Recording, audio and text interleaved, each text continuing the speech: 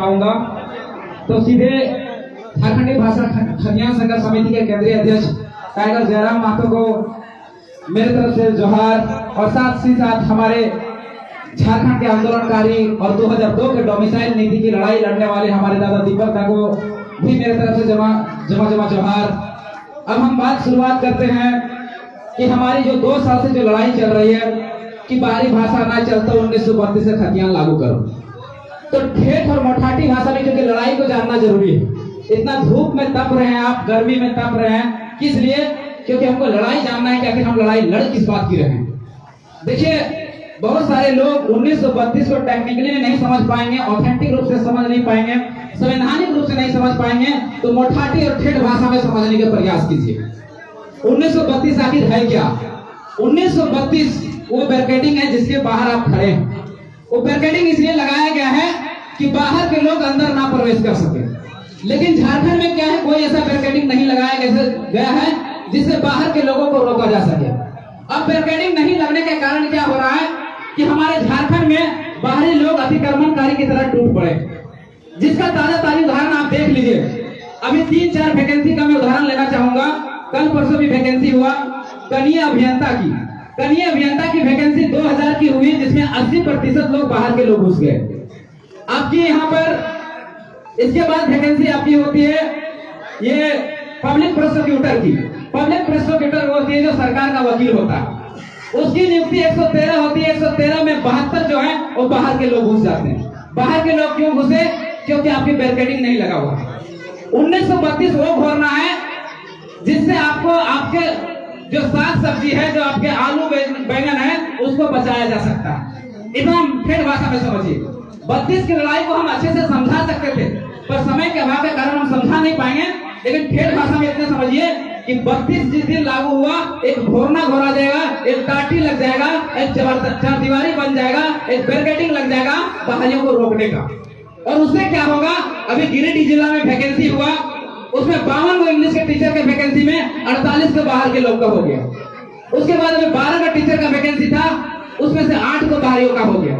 तो ये कैसे चीजें रुकेगी जब 1932 लागू होगा? अब कोई लोग कहता है कि 1932 केवल एक जाति की लड़ाई है। नहीं, ये सारा प्रोपोगेंडा है, षड्यंत्र है, साजिश है, केवल और केवल हम लोग को बांटने का, हम लोग को तोड़ने का। इसलिए इसमें बटिएगा नहीं। हम लोग कहते हैं कि झारखंडियों की पहचान 1932 से खतियान, हमारी पहचान 1932 से खतियान। अगर लड़ाई एक जाति का रहता तो लिखा रहता महतो की पहचान 1932 से खतियान, आदिवासियों की पहचान 1932 से खतियान, मुसलमानों की पहचान 1932 से खतियान, यादवों की पहचान 1932 से खतियान। पर ऐसा नहीं है। क्या है? हमारी पहचान 1932 से खतियान, झारखंडियों की पहचान 1932 से खतियान। इसलिए लड़ाई किसी एक जात वर्ग की नहीं है। इसको बात को आप लोग समझिएगा। तोड़ने का प्रयास चल रहा है। 2002 में हम लोग लड़ाई लड़े थे और हम लिख के दे रहे हैं, बॉन्ड भर दे रहे हैं कि आज लागू कीजिए, कल लागू कीजिए, 100 साल बाद लागू कीजिए, मर के लागू कीजिए, कट के लागू कीजिए, लेकिन 32 को लागू किए बिना आपके पास कोई विकल्प है ही नहीं। कोई कहता है कि 1932 एक प्रोपेगेंडा, एक साजिश, एक षड्यंत्र है, तो उससे एक सवाल कीजिएगा कि अगर आप ही बता दीजिए कि झारखंडियों को कैसे आइडेंटिफाई किया जाएगा, कैसे परिभाषित किया जाएगा। हम लोग वोटर कार्ड बनाते हैं किस लिए? कि हम लोग मतदाता हैं, मतदान कर सकते हैं। आधार कार्ड इसलिए बनाते हैं कि हम लोग गिरिडीह जिला के ये जो पंचायत है उसका हम निवासी, क्या उससे आइडेंटिफाई हो जाएगा, परिभाषित हो जाएगा कि झारखंडी कौन है? नहीं परिभाषित होगा। तो परिभाषित करने के लिए, आइडेंटिफाई करने के लिए तरीका क्या है? उसका एकमात्र विकल्प है 1932। दूसरी बात, कुछ लोग कहेंगे कि 1932 नहीं 1964 भी है, तो हम कह रहे भैया 1932 एक डेडलाइन को माना जाए। 1932 के साथ 1964 तक जाया जाए। 1964 के पहले जितना सर्वे सेटलमेंट है उसके आधार पर झारखंडियों को परिभाषित किया जाए, आइडेंटिफाई किया जाए कि झारखंडी कौन है। हम यही तो मांग कर रहे हैं। मांग किस लिए कर रहे हैं? क्योंकि महाराष्ट्र का कौन लोग है पहचान है कि मराठी कौन है, गुजरात में गुजराती कौन है उसका पहचान है, बिहार में बिहारी कौन है उसका पहचान है, बंगाल में बंगाली कौन है उसका पहचान है, उड़ीसा में उड़िया कौन है पहचान है। लेकिन झारखंड में आज तक परिभाषित नहीं हो पाया कि झारखंडी कौन है। तो ये लड़ाई लड़ना पड़ेगा कि नहीं? मान लीजिए इस बात को ऐसे समझिए कि झारखंड में हमारा गिरिडीह जिला में 100 नौकरी निकला और 100 नौकरी में 100 में 90 को नौकरी यहाँ गिरिडीह के बच्चों को देना है। तो पहले हम परिभाषित करेंगे ना, आइडेंटिफाई करेंगे ना कि यहाँ पर गिरिडीह जिला के निवासी कौन है।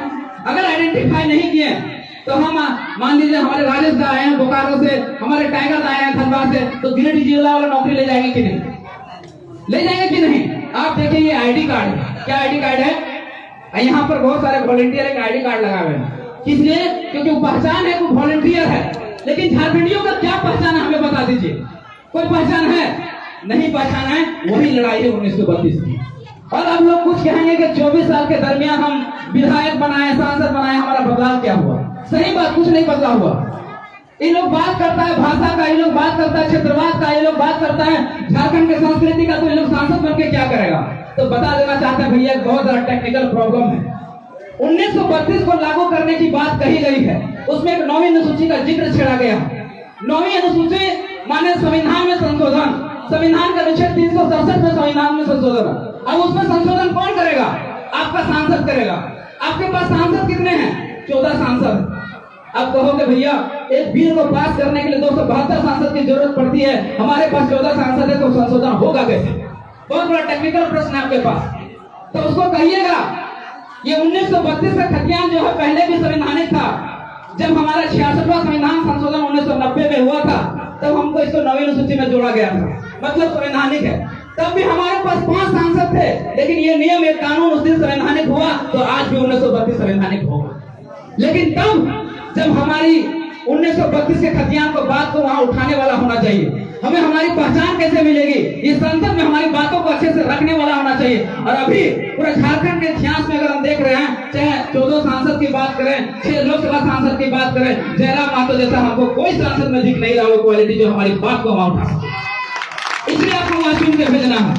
और ये मुद्दा अब कहिएगा कि 6 सांसद में क्या होगा, या 2 सांसद की हम लोग बात करते हैं कि गिरिडीह और धनबाद दे दीजिए, 2 सांसद में हम लोग हिला के देखिए, तो सही बात है भाई।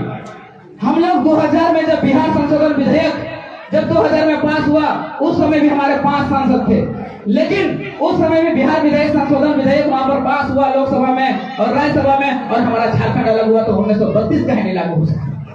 इसलिए इस बार के चुनाव में दारू, मुर्गा, पेट्रोल इस सबको त्याग करके एक बार कोशिश कीजिएगा कि एक बार जयराम मातो को गिरिडीह लोकसभा से चुन के संसद में भेजिए, ताकि आपकी बातों को वहां पर प्रबल तरीके से उठा सके। यही हम आशा उम्मीद करते हैं। दूसरी बात, एक बात याद रखिए दादा, कादो खेत मतलब बुझे, कादो खेत जो भी खेत बुझे, कादो खेत जो भी खेत में बूढ़ा काढ़ा ना चलतो दादा। अच्छे रविंद्र पांडे जगह 3 साल बाद 4 बार बना दल है, जे सदर प्रकाश चौधरी जगह बनेले वो सब 60-70 साल के बूढ़ा काढ़ा लगतो, वो की चलतो।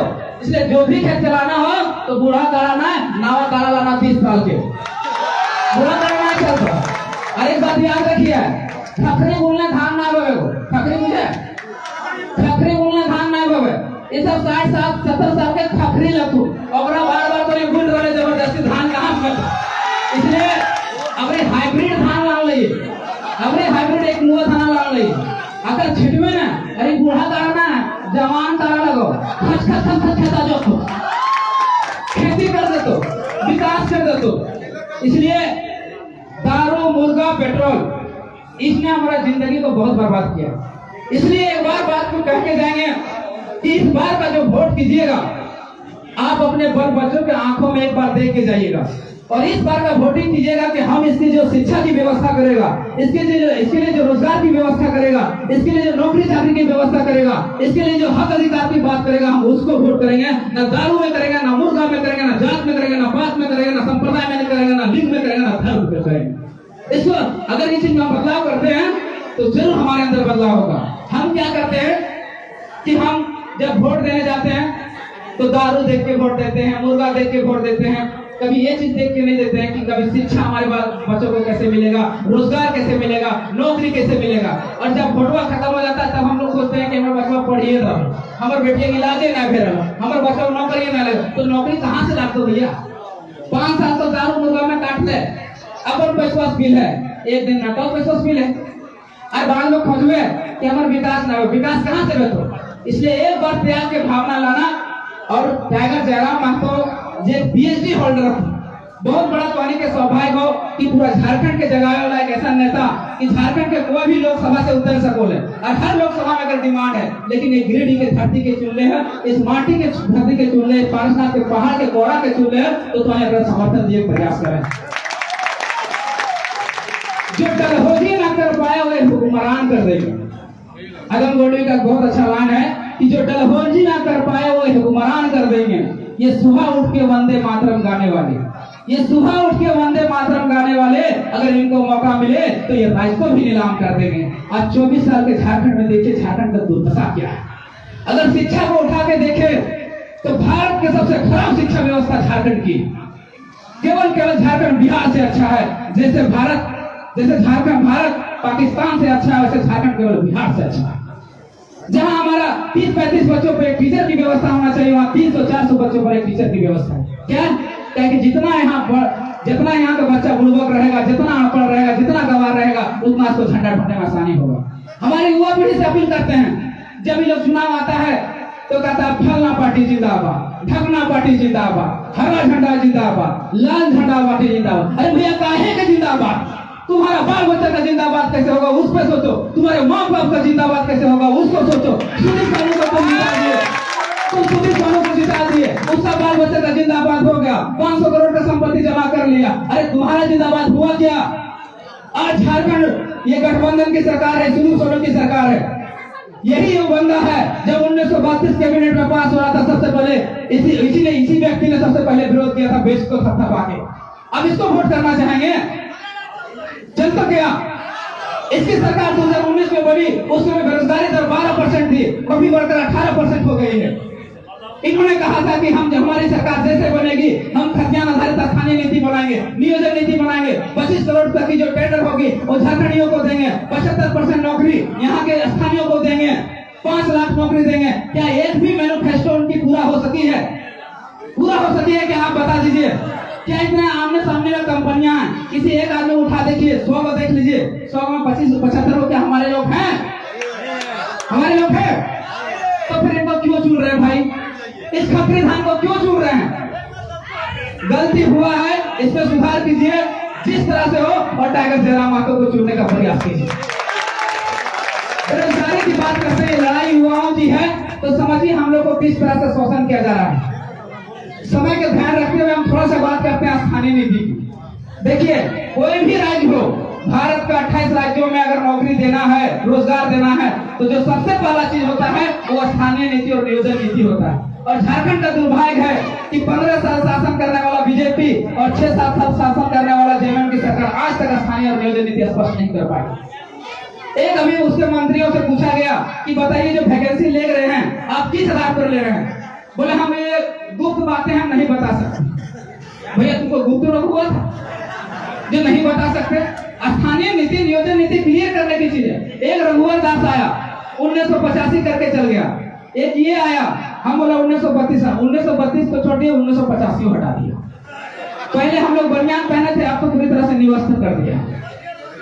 जा कहाँ जी? इसलिए बाबू दादा साहब गुजारिश करते कि देखिए हम लोग दारू नहीं दे पाएंगे, पेट्रोल नहीं दे पाएंगे, खर्च नहीं दे पाएंगे, लेकिन एक वादा करके जाते हैं। अगर हमारे सांसद वहां पर सदन में गए, अगर हमको मेजोरिटी वाली सरकार या हमारे लोग सदन में गए, तो हम वादा करके जाते हैं कि आप झारखंडियों के लिए अच्छी शिक्षा, अच्छा स्वास्थ्य, रोजगार, स्थानीय नीति, नियोजन नीति आपको बना के देंगे, आपके हाथों में देंगे। ये हम वादा कर रहे हैं। ये लड़ाई हमारी पहला जो हमारी लड़ाई है झारखंडियों को आइडेंटिफाई करने की, परिभाषित करने की, ये लड़ाई हम मरते दम तक नहीं भूलेंगे। और ये हम वादा करते हैं कि मोतीलाल महतो को बॉन्ड लिख के देता है। मोतीलाल महतो ने जितना स्थानीय नीति और नियोजन नीति सभी राज्यों को पढ़ा, लेकिन सभी राज्यों ने जिस तरह से आइडेंटिफाई किया, जिस तरह से परिभाषित किया है, अगर झारखंड को उस तरह से परिभाषित नहीं किया जाता है, आइडेंटिफाई नहीं किया जाता है, तो झारखंड को बर्बाद होने से कोई नहीं रोक सकता है। झारखंड रहेगा, भौगोलिक रूप से रहेगा, लेकिन झारखंड में जो शासन चलेगा वो बाहरियों का चलेगा। लिख के ले लीजिए। इसलिए स्थानीय नीति और नियोजन नीति किसी भी कीमत पर हम लोग को लागू करना पड़ेगा, चाहे आज लागू कीजिए, चाहे कल लागू कीजिए, लागू करना पड़ेगा। इतने बात कह के हम अपने वाणी को विराम देते हैं। धन्यवाद। जोहार, जय भारत।